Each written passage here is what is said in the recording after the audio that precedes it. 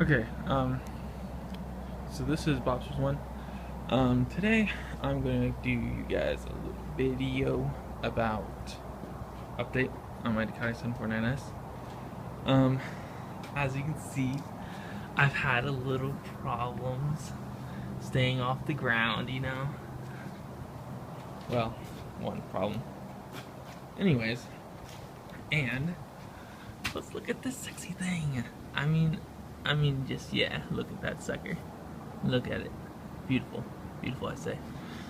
I love it. Alright. So anyways, I don't remember what I said last review. Probably something like I like it and it's fun, it's whatever. So, let's start with number one. Commuting on it, if you're riding around town. It sucks. It's terrible. Why is it terrible? Because it is uncomfortable. It's a very, very aggressive riding position, which for some reason does not bother me on long trips, but for around town with all the stop and go, you're always putting a lot of weight on your wrists, and it's hard to keep your weight off your wrists, and it gets uncomfortable. Not to mention stock exhaust, man, hot. I mean, the catalytic converter is in here. It's as hot as can be. What's that? Anyways, it is as hot as it can be, annoyingly so. You get used to it. It gets a little better, but it's still pretty bad. So it's one of the things that's like, it's not meant for that. I do that on it. It's not meant for that at all, and I can't say enjoy. I mean, I don't mind it, especially after you get used to it. The getting used to the bike process is the worst part of it all. I mean, because you have it for about a month and you hate it, and then you're like, it's not terrible, whatever. But you know what? I love the bike. It's beautiful, and that's a big reason I tolerate it. The 749s have a bad stalling problem. If it gets too hot or it's cold, especially cold, guys. Hot, it'll do it, but you can get to not get cold. It wants to stall no matter what, anywhere, anytime, middle of traffic. That's when it loves to do it. Come to a stop, boom, it's gone if it's cold. So you really have to let these things warm up, give it a good revs, and then maybe get on it a little bit, just to get the engine warmed up.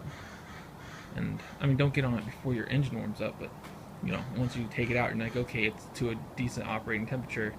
Go out and get those revs up a little bit just to bring the temp up. Otherwise, you'll have it stall on you. Alright, so I mentioned the heat issue. The catalytic converter is back here in the back slip-on, and there's one down under here in the pipe. I did black paint on all of this, all heat paint. So anyways, it gets really hot in the summer, really, really. And now in the winter, like when it's cold out, it feels absolutely wonderful. I mean, it's awesome. It's so cool. You have like a heater under your butt. It's sweet. Who can complain about that? So as long as you're not on the highway, you'll have some heat. And it gets cold here, so I'll love that. Even if I got a Termi, I'd very possibly throw that stock can back on it for the winters if I want some heat. So I already mentioned in town kind of sucks. Let's go highway first. Let's go highway, commuting, long distance, whatever you want. Doing it. It's not bad, surprisingly. It's not bad at all. I did a trip to LA and back on it. I did a trip to Portland, Oregon and back on it. LA is about 12 hours, Portland is 4 hours. I live in the Grants Pass, Medford, Rogue Valley area. Okay, Oregon. And it's 4 hours to Portland. It was I did it the year before, my Gixxer 1000. That's what I used to ride. There was a aspect that was a little more uncomfortable than my Gixxer, but there's a couple aspects that was more comfortable. The pegs are actually a little bit more relaxed. At an 05 Gixxer 1000, you got your legs got a little less cramped. It felt a lot better. My butt felt a lot better, even though you might be able to tell this seat has almost no give in it. No give. It's rock solid. It felt better. That's surprising. The tank is super slim. It's weird to get used to. First time you wrap your legs around it, it feels really weird. I mean, that's my hand width. And it can get a little annoying because it's kind of hard to grip with your legs, because your legs almost need something that go out, and this thing doesn't.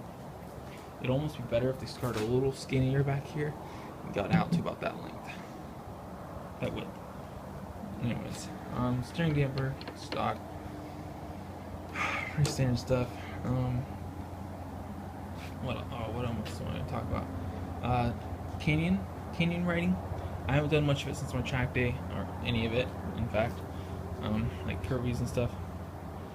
You know, it did good. I think it never, my Gixxer 1000, I played with suspension geometry a little bit, and you know what, it handled pretty good, but there was times where you just did not know where your rear wheel is. It wasn't that it was stepping out, and now it did step out on me quite a few times without really getting on the gas either. That could have been tires though. But it was just, I would go and it would be a little dip or something, and she keeps like something nice to look at. Be a little dip or something, and I just wouldn't know where that rear wheel was. It was a really unnerving feeling, especially for a fairly newer guy and trying to get faster. I wanted to know where the bike was, you know, what was happening with my tires. I really like knowing what's happening, I like all the feedback I can get, because so that way I feel like I can manage it, even if I can't really do much about it. Either way, and I should just be riding my best. I just feel like at least I know what's happening, and I know what I can hopefully do to correct something next time. Anyways, my rear wheel, just, you know, I'd be like, okay, I have no clue where it's at. No, I don't know if it's behind me, kicking out, I don't know. But this bike, it's an 03, and I had an 05 Gixxer. It handles 3 times better, probably even more than that. It has the Showa suspension, I think it's like nickel treated fork legs, Brembo brakes, Brembo rotors, Brembo master cylinders for the clutch and the brake. So the brakes are good. They're phenomenal. They feel better than the Gixxer ever did. You feel like you get more feedback from them. The thing, you know, just comes turning it around and, you know, dipping the other corners. It feels great. I actually have a 190 tire on this thing right now. Why did I put a 190 on it? Is because I had a 190 laying around for my track day that I bought for the Gixxer, but then I got this. You know what? At the time, I couldn't have, and by the end of the track day, I realized I still couldn't have afforded to replace this. You know, I've worn them up. I've only gotten down to there since my track day. And my track day, you know, I got over quite a ways. I think there's like a millimeter left of my chicken strip. I mean, the way it's worn right here, it looks like there is chicken strip left, but there's not really. There's only like a couple millimeters. Fronts, I still have some decent front ones. It's down to here, so.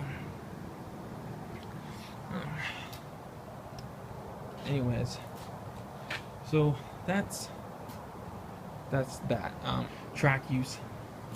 The thing, also, track was phenomenal. It never made me doubt it. It never gave me any unconfidence. All I had was confidence in the bike. I dropped that down. The first time I got real low into a corner, I was amazed at how I did it and how good the bike felt. I got down there, I'm like, wow, I am this low. It was the first time I got down to the corner, I was just like, oh my goodness, I'm really low right now. And and the bike just felt awesome. The bike just ran through it all like a champ, never missed a beat. I mean, I didn't even know that anything was wrong when I wrecked until like I was sliding across the ground. Now that might sound sketchy or whatever, but the bike just feels so good. It really does. The front end feels good. You never ever question where your tires are at. You always know where they're at. You always know what they're doing.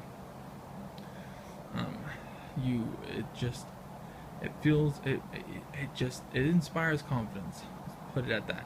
Inspires confidence. It has nicer suspension than a newer Gixxer 1000. It has better feeling suspension. It's a 750 cc. The power is only like a 600. It has 105 horsepower, they say.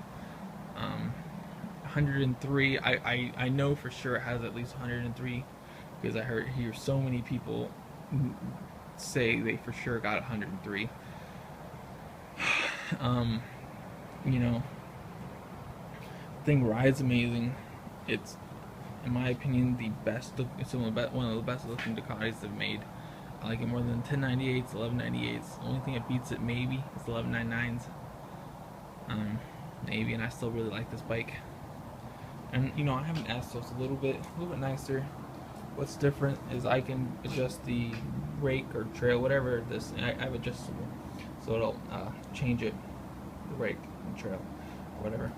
Anyways, standard ones do not have that.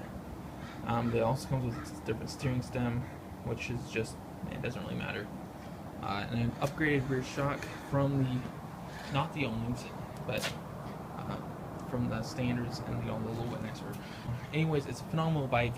There's things that you don't like about it, and you know what? In all honesty, if you were just commuting and you didn't do much track days, or you didn't do any track days, and you didn't care much for canyon riding, your love for a bike is gonna have to be pretty strong, because you know it kind of makes you not want to ride it. In all honesty, it kind of does.